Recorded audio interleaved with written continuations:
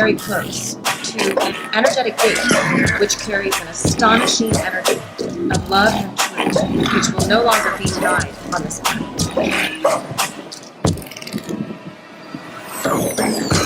Welcome back to True Reality TV, Inside Love is One, episode 6. And so covering a bit of Mom's childhood and just, again, some of the beauty and the pain.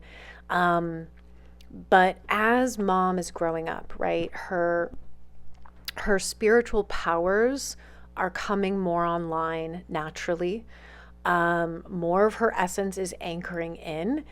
And this is when Mom's starting to discover more and more about like who she is and why she's here. And she was just following divine guidance always. That's something that Mom would always say is like, she was like, I was always asking my angels. I was always talking to my angels. I was always listening to their guidance. So Mom was just doing everything that she was guided to do in all moments. And she was always acting from this place of love.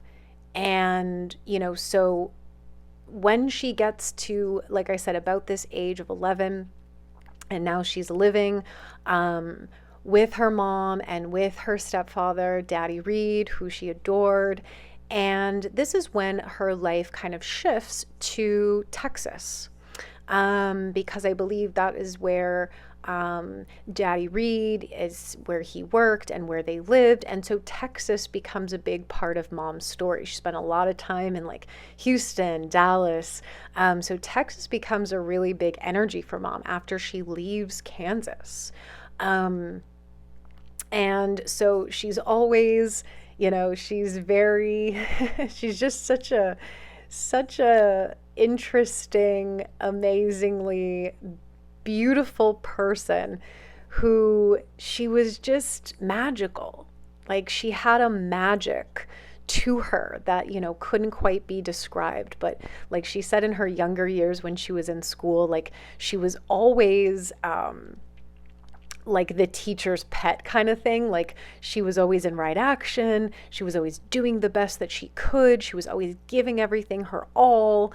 And so she was kind of like a teacher's pet, kind of thing, she would say. And she would also say that she was really gullible and she was like really naive.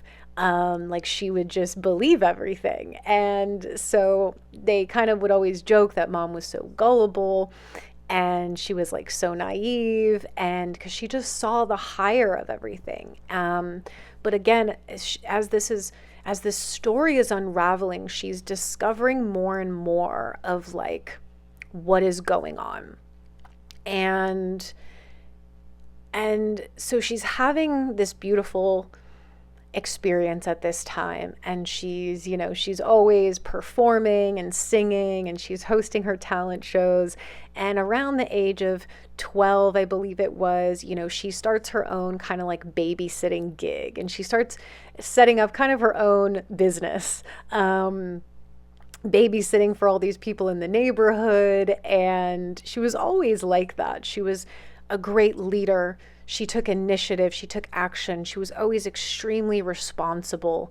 Like I said, she was so in touch with what was right action and what was correct. And so she was very like entrepreneurial in that way too. So by the time she's like 12, she's running her own like babysitting business. She's very, passionate about this. And at some point around her teenage years, it could have been 13 or somewhere around there, she volunteers to be a candy striper. Now, I didn't know what that was, but I believe it was like volunteers who would like go to the hospitals, and just bring people joy and things like that, right? To kind of just bring them some happiness and comfort. So she volunteers to be a candy striper. And this is where Mom would tell this story all the time as well. and which is really important. This was one of her aha moments, although obviously she had many aha moments. But this was an aha moment for her. And she was there one day and she entered the elevator. There was a man in the elevator who was filled with grief and pain. Mom could feel this, and obviously he had someone there at the hospital that he loved. And he was staring down at the ground. And Mom asked the angels, what could she do to help this man in that moment? And they said, send him love. So Mom gathered all of her love, and she looked at him and she beamed the biggest smile at him and sent him all the love that she possibly could. And the man looked up, saw her smile, and melted. And instantly he entered a higher vibration and smiled back at her. Momentarily, his pain was healing, and he had just received more love than he could have imagined. And Mom never forgot that experience. And that was one of her aha moments, where she realized that that was how you could heal the world, was to send them love. And that was what she could do. And so that was always a really vivid memory for her of this moment where something clicked for her. Now, at this time when she's starting to, enter high school, Mom was struggling with her weight when she was like an early teenager. And again, a lot of the experiences, and there's so many more stories to Mom's childhood, to her teen, there's so many stories. Again, I'm just going to go with the ones that she's guiding me to share. But there's a lot more to all of this. But that was one of the experiences that, Mom remembers having to take on, because come to find out later in the journey, when she really starts researching and studying the ego-programmed mind more in depth, is she discovers that there's a huge dysfunction around food for humanity. And so at these early teenage years, she's struggling with her weight. And she even said she used to remember that she would like sneak little Debbie snacks into her room and eat them in her closet. And she didn't know why she was doing this. Now you have to remember again that as a pure consciousness being, this is a twofold process. One is that Mom's in pure heaven consciousness. So she's seeing a reality that's completely different than what everybody else is seeing. At the same time, when you're in that pure state, you're also a mirror for all of the unconsciousness. Okay, that's how this works. So a lot of times Mom was mirroring things of humanity, and this goes into her entire journey. She was mirroring people around her. She was mirroring the unconsciousness of humanity. And so again, she had to go through each experience without judgment and without self-hatred and without anything, of just like, okay, I'm in this experience. And she never even knew why or what she was transforming. She was just moving through each experience as it came to her. And so during that, the time with, she was like sneaking food, and she was, overweight for her vessel. And she was taking on a lot of this dysfunction of food.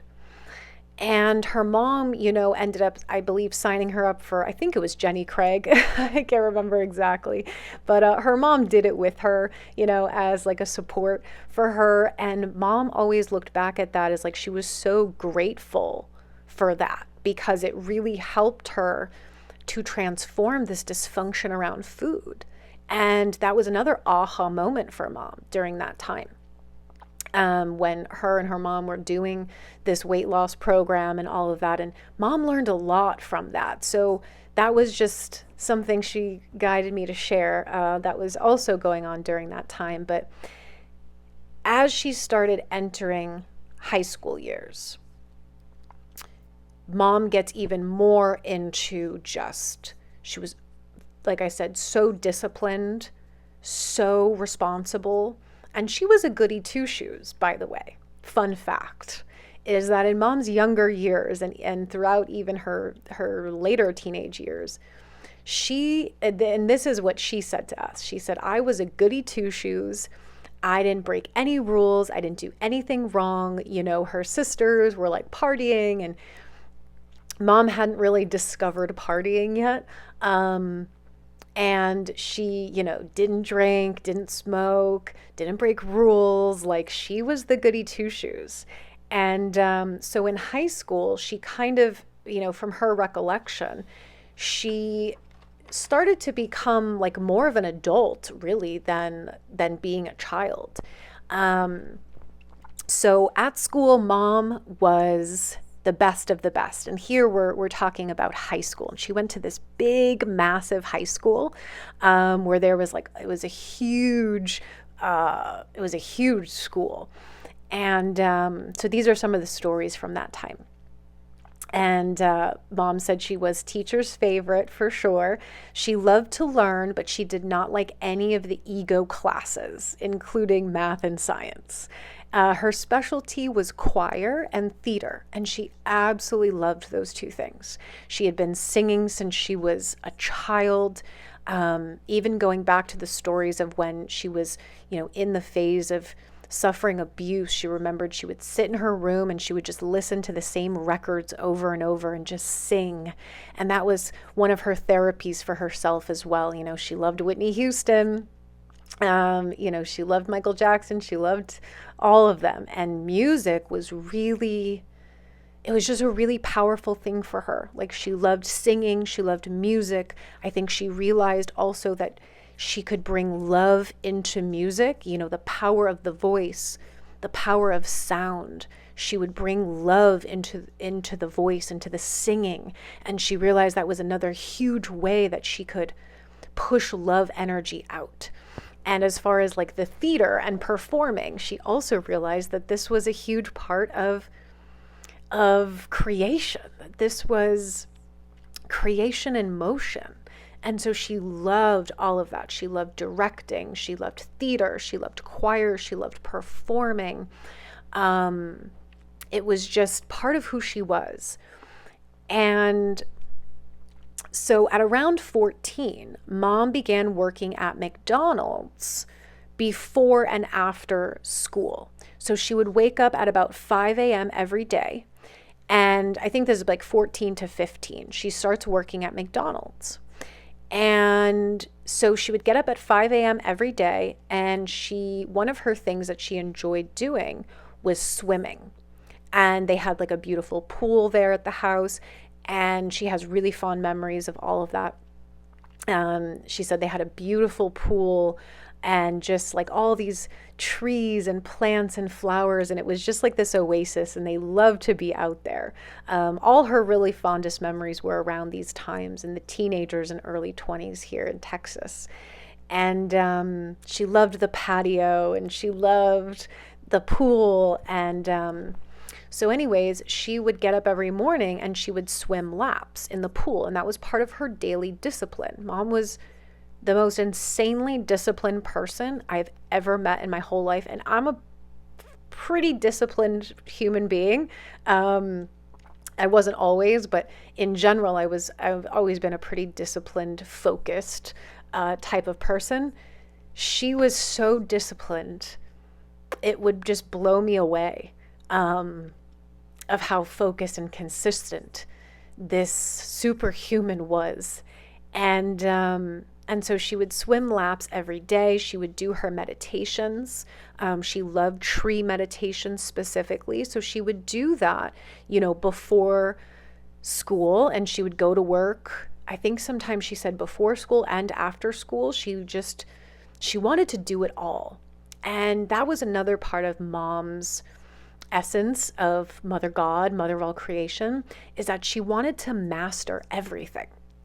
You know, that's part of just, I think, this innate passion in her to master everything, to have all experiences. And she really, really lived that. So mom was in theater, and she was also the broadcast journalist for the high school.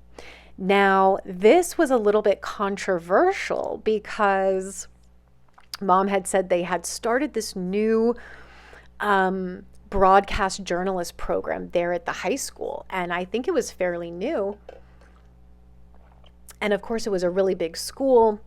So this was like kind of something everyone wanted to do, and everyone wanted to be a part of this new broadcast journalist program or class or whatnot. And so she was a sophomore at the time. And I don't remember the exact amount of beings that were going to be chosen for this program. I wish I could remember the exact amount. I'm hearing 10. So let's just say it was 10 people that were going to get chosen for this broadcast journalist program. And so Mom was a sophomore. And she applies or tries out or whatever for it, and she's picked. And so she remembers that it was very controversial because, of course, the upperclassmen were not happy that a sophomore was getting one of these positions. And so again, another theme of Mom's life that you will see is I think a lot of people were just very jealous of her, and just did not like her and were jealous of her, and just, not even maybe knowing why, but just they were triggered by the bigness of her spirit and her joy and her excitement and her ability to do what others couldn't do and to do it the best. There's a something that Mom used to say to me, and she would say, when I was younger, she said, people would ask me like, why do you always have to be the best at everything? And for Mom, just to be clear, it wasn't a competition where she wanted to be better than others, because Mom has always been one of the most humble people ever. And her love for humanity was so deep that she never wanted to put herself above others. She never wanted to say, I'm better than you. But people took it as that. She just said, everyone would ask me, why do you always have to be the best at everything? Why do you always have to, be number one at everything? And Mom said, well, I am the best. So why wouldn't I want to be the best? And I thought about that for a long time. And what she meant by that was she was owning her God self and saying, but I am the best. I am brilliant. I am God. At that time, she knew that everybody was God. She innately knew that God and spirit and source and love was in everything. And she was like, I know that I'm part of God. I know that I'm God. So why wouldn't I be the best? And that is just, that was an aha moment for me in those conversations with her, because her point was, be the best you can be because you are that. Not because you want to be seen as better than others, not because you want some sort of validation or you're in competition, but that's who you are. Be the best. And Mom really exemplified this. So she's chosen. Okay, so she becomes the broadcast journalist for her school, meaning she was actually like the TV host for the school. And so every morning and every afternoon they would have the TV program, and she was the host. So she was the TV host every morning as the news anchor, and she would also host many other segments for the broadcasting. She was so talented in theater as well that she eventually was able to attend the director's theater class. So while she's doing broadcast journalism, while she's working at McDonald's, she had been doing theater, and she was so gifted at it that I believe by the time she was like a junior or a senior, they moved her up to basically the highest. She had gone through all the levels of theater that she could go through. So they kind of created this special theater class for her and maybe a few others, where it was a director's theater class. So for the first time, they were given this opportunity to direct a play instead of just being in it, right? So I think this was about her senior year. And her final year, she was tasked with directing the school's play, and she chose a play by Carol Burnett, which was one of her comedic idols for sure. And this was a very challenging role to take on, as the comedic timing was a skill. And she remembered that like her teachers and stuff were like, do you want to pick something easier? Because this is quite a challenging play to do. You know, there's comedic timing, there's intricacy to the dialogue. Like, this is kind of shooting for the stars. And Mom's like, no, we're going to do this. And so she dedicated herself and the team that she had who was performing in the play to rehearse every morning and after school to perfect this play. And this was when she really went in her director mode that she just naturally has, where she remembers, you know, she had to start telling people, like, if you don't show up to the rehearsal before and after school, you're out. And this is again where Mom starts really coming into her essence, where she was not playing around. This would continue. And again, a lot of people didn't like her for this, but she created excellence. And so the night of the opening play, it was brilliantly done, and everyone was very impressed with Mom. She said it was perfect. They nailed it. It was amazing. And this was a very pivotal moment for Mom, when she knew that she could do it all, that she could do all of it. And her high school years were filled with right action, discipline, and expression. She loved singing karaoke. And her daddy Reed would often take the whole family out to dinners and bars where Mom could perform and sing karaoke, because she absolutely loved it. And this is when the ego began pushing Mom into a corner. So this is when Mom really starts to experience the ego attacking her. From her childhood and into these early teen years, Mom obviously knows something's going on. She obviously knows she's a little bit different than everybody. She's having experiences that nobody else is having, that she can't quite figure out and she can't explain.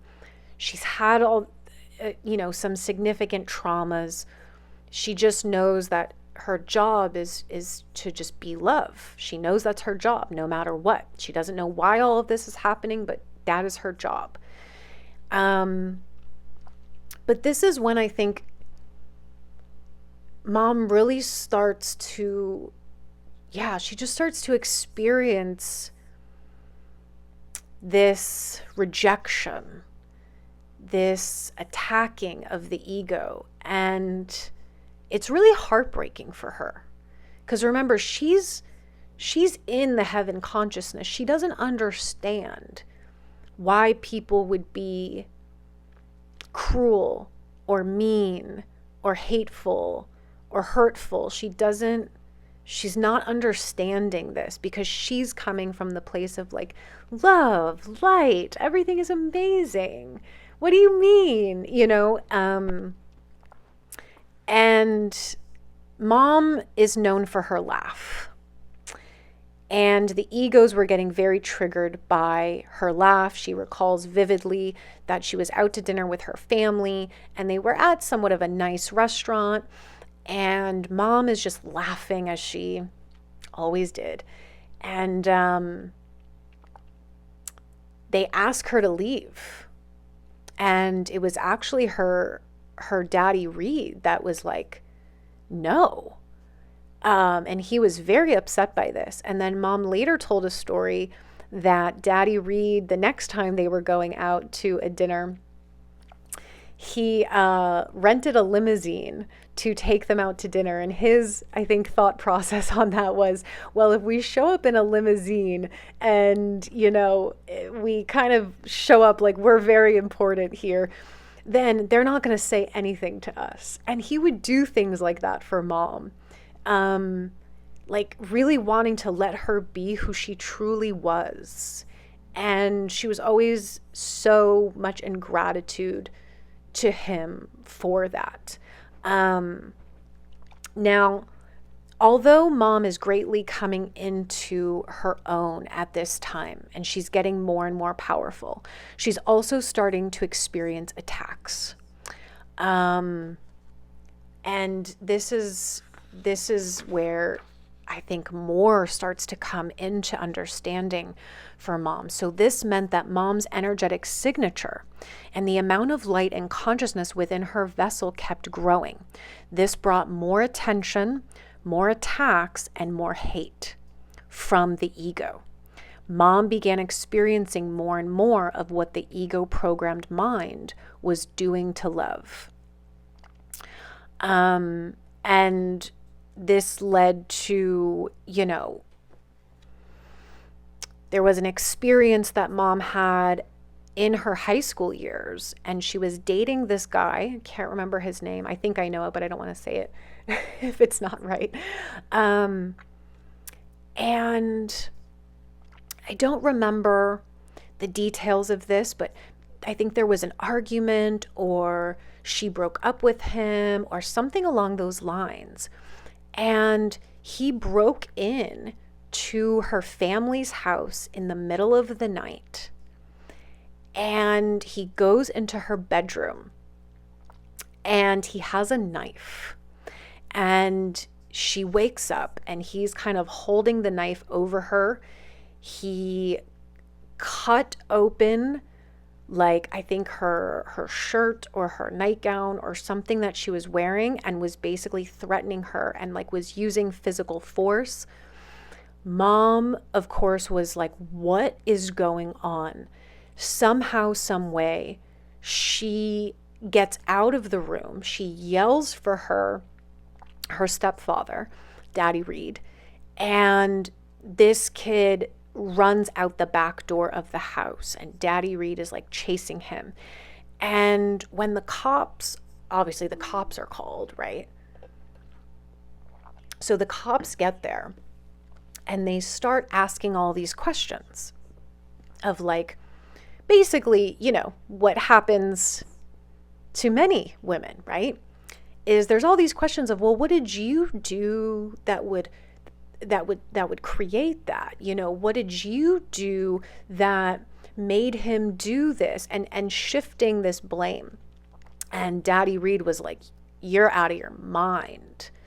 And stood up for her. And so this is again when mom started to realize that this was dangerous. And I think that was maybe one of the first moments where she realized that the ego doesn't even know why, but it's going to attack love. It is going to come for her unconsciously.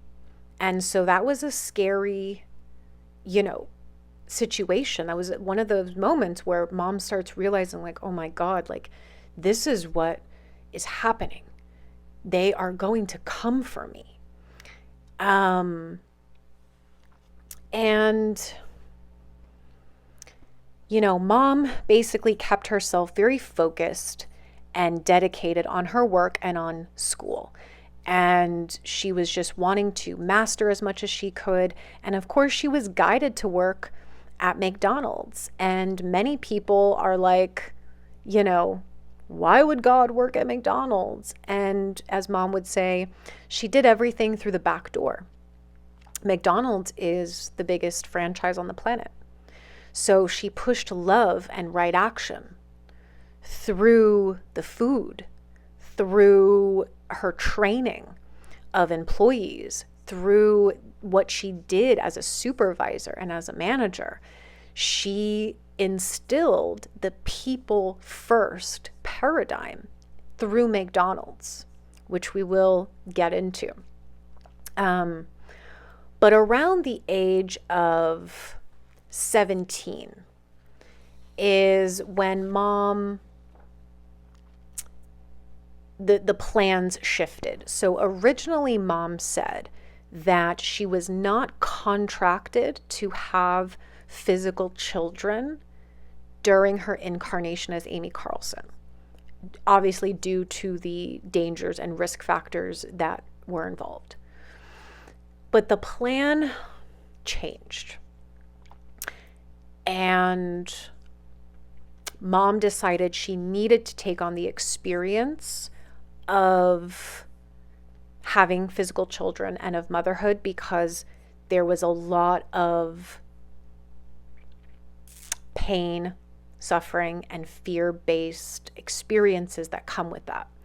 And she was going to need to transform those. So when she was 17, like I said, she was a goody two-shoes. She didn't discover partying yet. But she said, once I discovered partying, she was like, that was it for me, because she realized that the energy of partying was about joy. It was about joy and laughter and happiness. And she's like, once I discovered partying, I was like, okay, that's it. That's exactly what we're gonna do. And so she was at a party, and she was about 17, and she remembers meeting this guy who was the father of her first child. His name was Jason. And she remembers this story very well, which she would tell us often, which was that the song Hotel California came on. And that was a really meaningful song to mom if you listen to the lyrics. So Hotel California comes on, and she's, dancing with this guy, or, hanging out, whatever. And she has her first one night stand, right? And she just said she felt so much love energy coming through at that moment in time, when that song was playing in this moment. And that was when her first child was conceived. And, she got pregnant, and he fully supported her and was like, yeah, if you want to have this baby, let's do that. And, they agreed they weren't going to be like together, but he was fully supportive and, was like, I'll support you in whatever decision that you make. So now she's pregnant, and she's going to be graduating high school. And she is also, at this point, she's been working at McDonald's for a few years, and she's the best employee that they have. Like, she is a shining star. And so at the ripe age of 18 years old, she becomes the youngest manager of McDonald's. So at this time, she basically had said to them, I want to be a manager, because she was basically doing all the manager duties at that time. And so they said to her that they would be willing to give her a low quality store, basically an F-level store. So she attends Hamburger University, and she is the youngest person to ever attend Hamburger University at this time. Okay. And so she's there at, the class, the university, and she remembers that she was walking down the hallway, and she sees a door to an office that is for the CEO of McDonald's. And she just decides to walk up to the door, knock on it, and ask if she could speak with him. So he allows her to come in, and she basically says, listen, this is what you have to do. In order to make McDonald's great, you have to put people first. It has to be a people first model, meaning your customers and your employees, it has to be people first. So she describes her vision to him of McDonald's being this place of joy and happiness and right action and people first. And he loved this idea and fully agreed and says, okay, write me up a training manual of how you would train your employees. So she spent 6 months developing this training program that was designed to put people first. And this training was later used by managers and supervisors. And so part of the deal, right, of her becoming the manager was McDonald's was going to give her a store, but they give her an F-level store, okay? So to be an 18-year-old manager was a challenge enough, but now mom has an F-level store that she's basically responsible for bringing up to. Of course, she wants it to be at an A level, right? So So here mom is, she's pregnant. She's taking on her first big manager role, this F-level store. And so she's got a lot going on. But she said that the way she ran McDonald's, you will hear stories about this. They used to say she was a bitch, she was this, she was that. She was like, I was not playing around. And one of her big mottos, at McDonald's was, no matter what title you have, manager, supervisor, whatever, you do the same work that everybody else does. She'd be in there cleaning the bathrooms, scrubbing the floors. It don't matter. Everybody does everything. Everything is shared.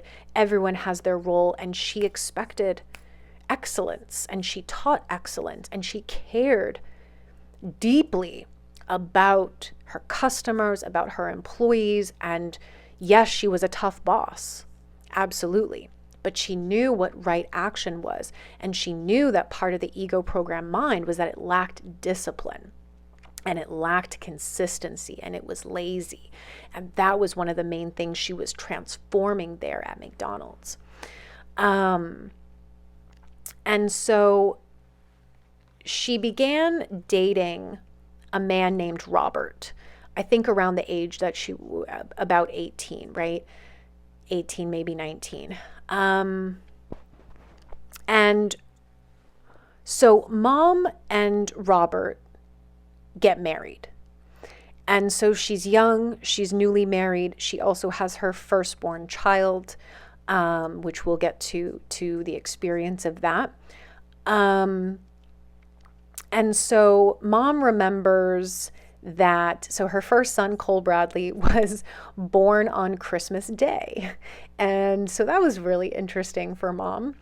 But she had pretty much a very horrific labor experience, which I know many women do. So this was, again, another experience that mom needed to take on.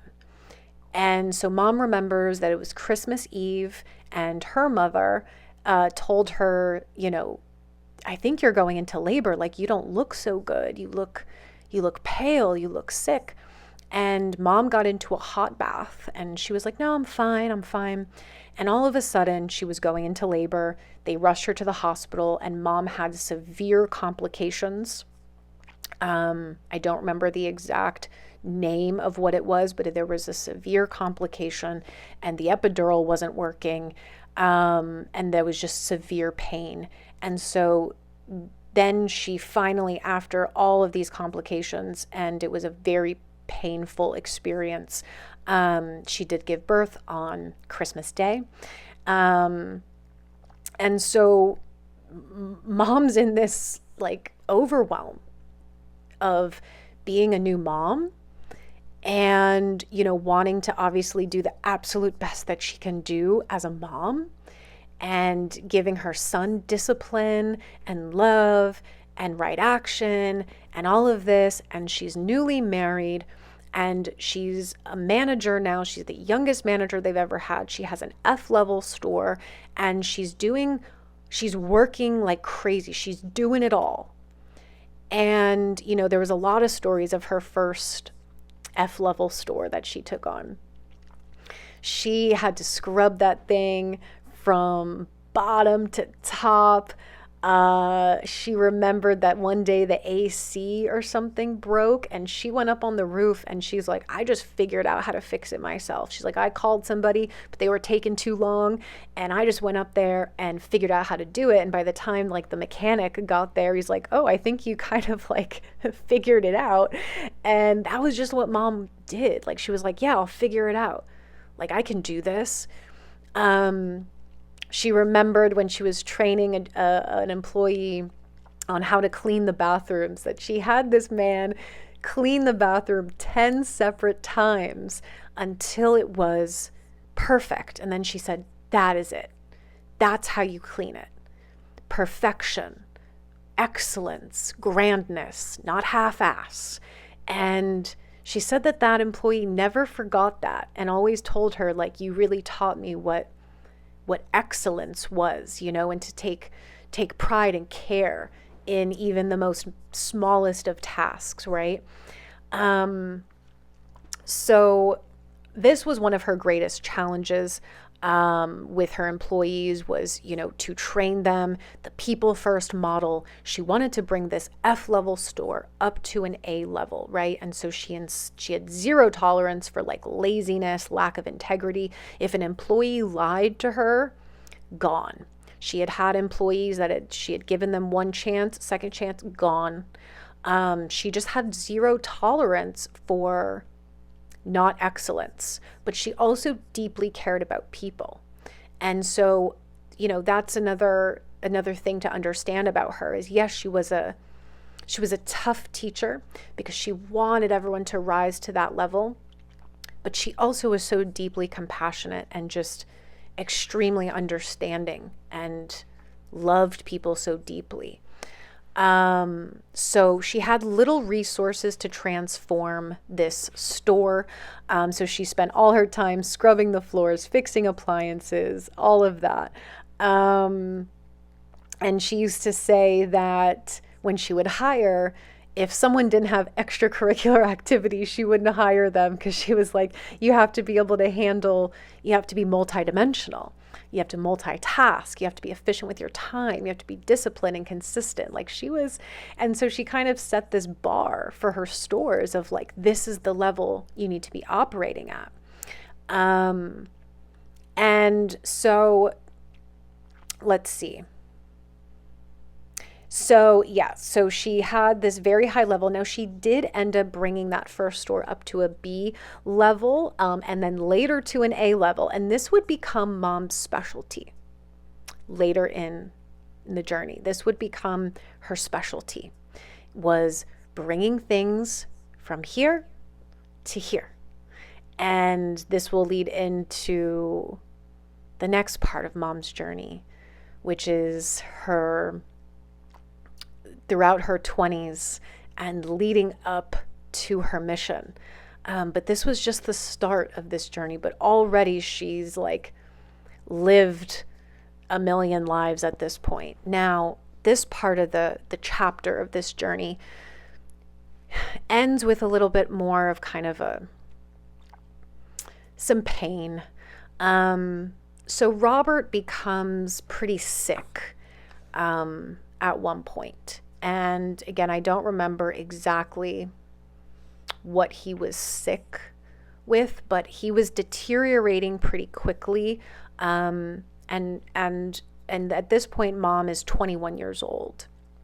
And her and Robert have separated because I believe he was cheating on her, and she found out.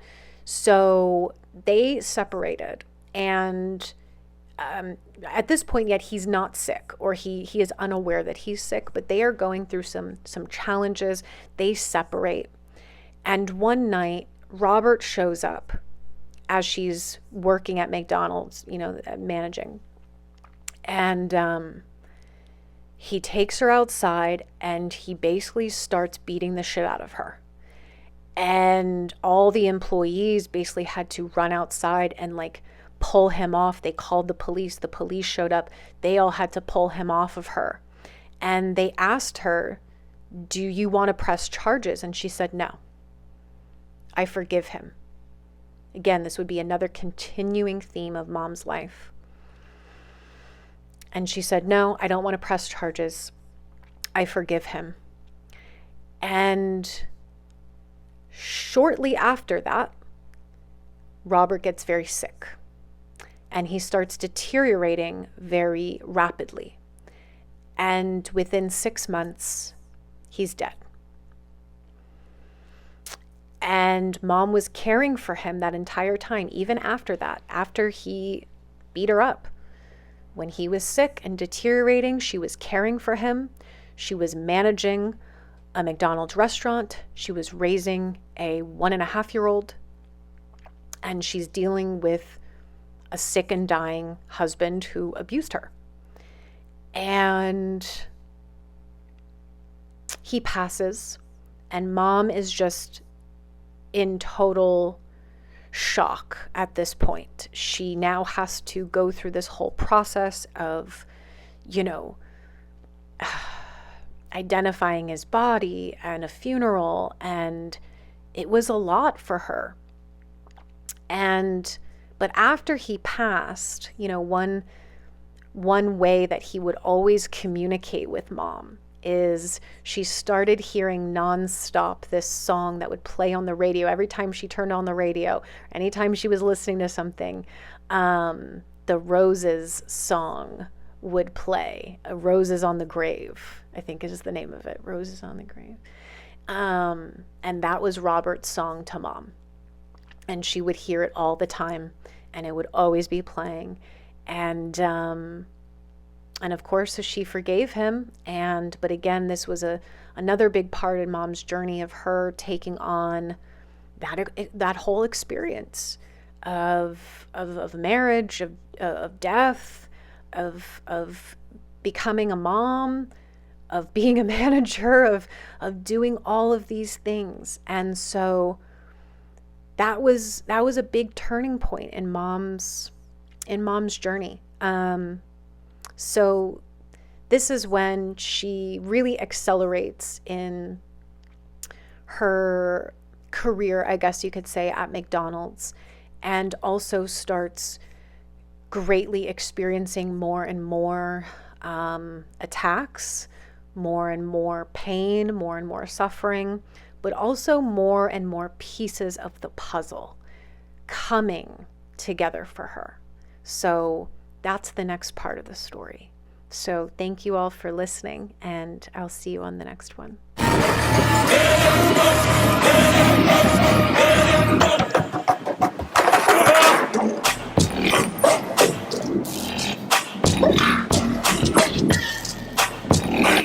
We are very close to an energetic gate which carries an astonishing energy of love and truth, which will no longer be denied on this planet.